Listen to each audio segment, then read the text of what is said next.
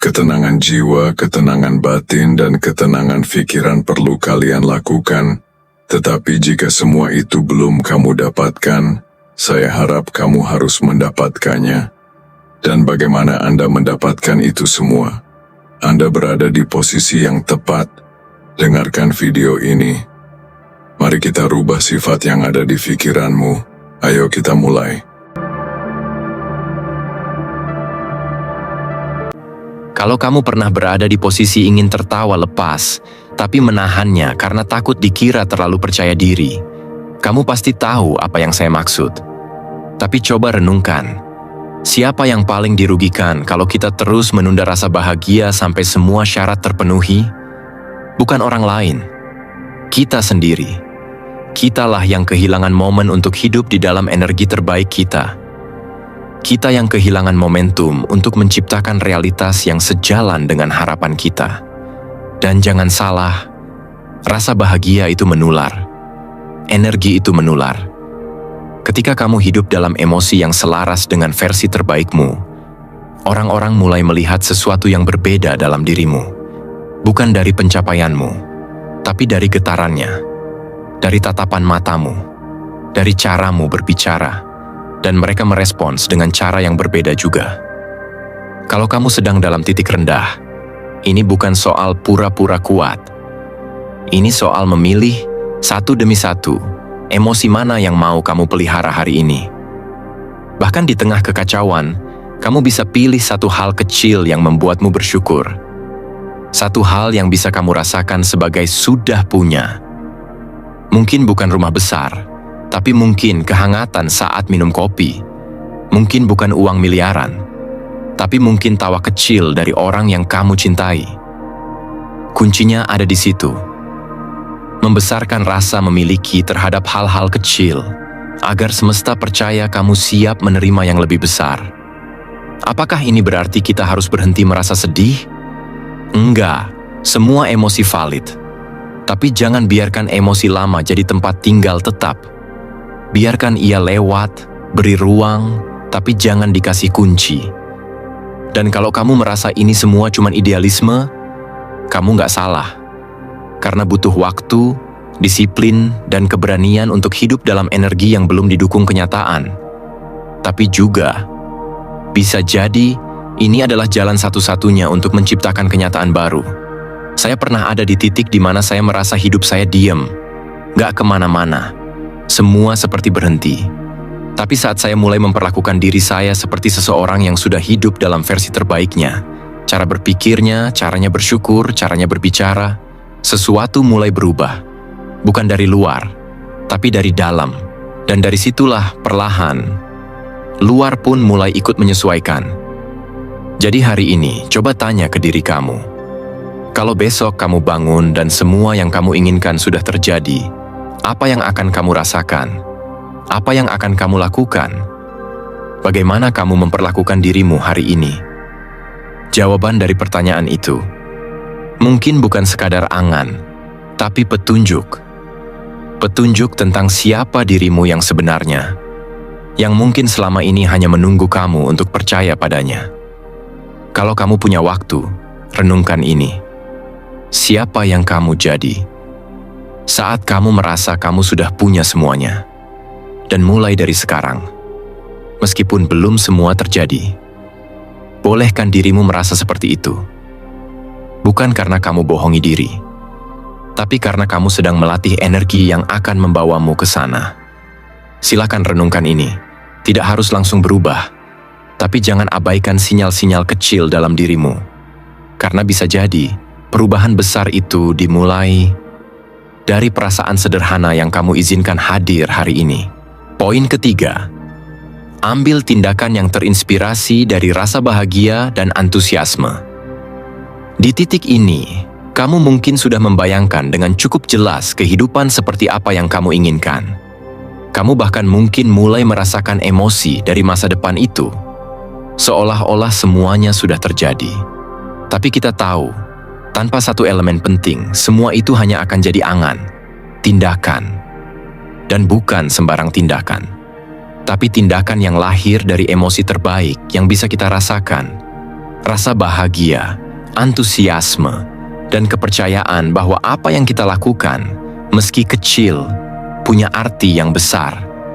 Kita terbiasa berpikir bahwa tindakan seharusnya muncul dari dorongan kebutuhan, dari tekanan, dari ketakutan kehilangan. Tapi apa jadinya jika kita berani bertindak dari titik sebaliknya? Dari titik syukur, dari titik kegembiraan, dari titik keyakinan bahwa sesuatu yang lebih baik memang sedang kita bangun? Di pagi hari, saya pernah duduk di depan laptop, tidak punya ide, tidak punya semangat. Tapi saya paksa diri saya bertanya, kalau saya sudah jadi versi terbaik saya, apa yang akan saya lakukan hari ini? Dan dari pertanyaan itu, tindakan pertama pun muncul. Bukan karena saya sedang termotivasi besar-besaran, tapi karena saya mencoba bersikap seperti seseorang yang sudah percaya pada langkahnya. Dan menariknya, begitu kita mulai bergerak dari rasa percaya itu, tubuh pun menyusul. Fokus meningkat. Waktu terasa lebih cepat. Pikiran tidak mudah terdistraksi. Kenapa? Karena tubuh manusia secara neurologis punya kecenderungan mengikuti arah energi emosional kita. Dopamin, serotonin, semua hormon itu aktif saat kita bertindak dalam keadaan emosional yang positif. Tapi tentu, di balik itu semua, ada jebakan yang harus kita waspadai. Kadang, karena terlalu semangat, kita bertindak tanpa arah. Kita terjebak dalam perasaan senang sesaat, lalu lupa menyusun langkah strategis. Maka bukan berarti setiap tindakan dari emosi bahagia itu selalu benar. Bahagia tidak menjamin kita sedang logis, tapi saat bahagia dan logika bersinergi, disitulah momentum besar lahir. Dan kita perlu realistis. Tidak semua tindakan yang kita lakukan hari ini akan langsung berbuah besok. Tapi satu hal yang pasti, tidak akan pernah ada hasil jika tidak ada gerak. Sekuat apapun visualisasi dan afirmasimu, kalau kamu tidak beranjak, realitas tidak akan datang mendekat. Lalu, bagaimana menjaga tindakan ini tetap konsisten, meskipun rasa semangat itu tidak setiap hari datang? Kuncinya ada pada sistem, jadwal, pola, struktur. Karena kita tidak bisa mengandalkan mood setiap hari. Terkadang, tubuh bergerak duluan, lalu pikiran dan hati ikut menyusul. Jadi, tidak ada salahnya menyiapkan ritual kecil, seperti menulis 3 hal yang ingin kamu lakukan sebelum jam 10 pagi, atau menutup hari dengan merefleksi 1 langkah penting yang kamu ambil. Hal-hal kecil ini akan menciptakan kesinambungan yang membentuk kebiasaan. Dan ketika rasa stuck datang, karena itu pasti akan datang, kita perlu berhenti sejenak. Bukan mundur. Evaluasi ulang. Apakah tujuan kita masih jelas? Apakah kita melakukan ini untuk membuktikan sesuatu ke orang lain? Atau benar-benar untuk versi terbaik diri kita? Banyak orang bingung kenapa sudah bersemangat tapi tetap merasa tidak berkembang. Bisa jadi karena arah mereka tidak jelas, atau karena mereka terlalu berharap hasil besar dalam waktu singkat. Padahal kadang satu tindakan kecil yang dilakukan terus-menerus bisa mengubah seluruh arah hidup. Bayangkan ini, kamu duduk sendiri di kamar, di meja ada selembar kertas kosong. Kamu tulis 1 kalimat. Saya tahu apa yang saya lakukan hari ini membawa saya lebih dekat ke kehidupan yang saya inginkan. Lalu kamu pilih 1 tindakan, hanya 1, yang kamu tahu bisa memperkuat kalimat itu. Dan kamu lakukan. Hanya itu. Di hari itu, kamu mungkin tidak merasa dunia berubah, tapi kamu akan merasakan pergeseran kecil dalam dirimu.